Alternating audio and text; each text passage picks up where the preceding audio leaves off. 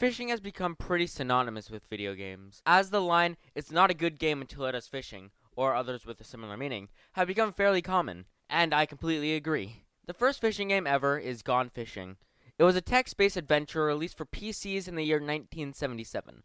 While this game isn't necessarily the most graphically intensive, as it was released like 5 years after Pong, the first ever video game, Gone Fishing was the groundwork for the entire fishing genre.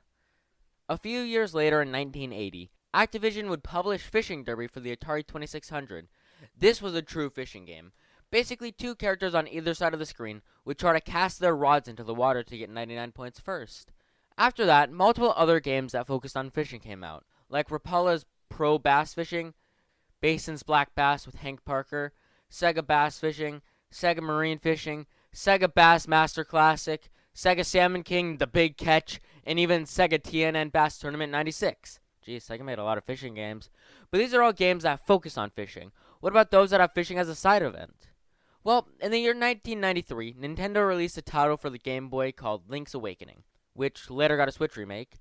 Link's Awakening would be the fourth game in the Legend of Zelda series. Not the fourth canonical game, but that's an entirely different story. Either way, Link's Awakening was the first game to ever feature a fishing minigame. This minigame is fairly basic. Just cast your rod into a lake and hope a fish hooks onto it. And if it does, mash to reel it in. This was the start of what is now a fairly common thing in most games. But there's a reason for that. Fishing is just fun. People want to do it. And it's easily my favorite thing in pretty much any video game. The thing I like about it most is how creative each game can be.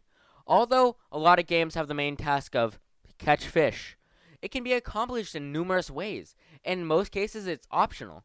So if you don't want to fish and are tired of it, you just don't have to.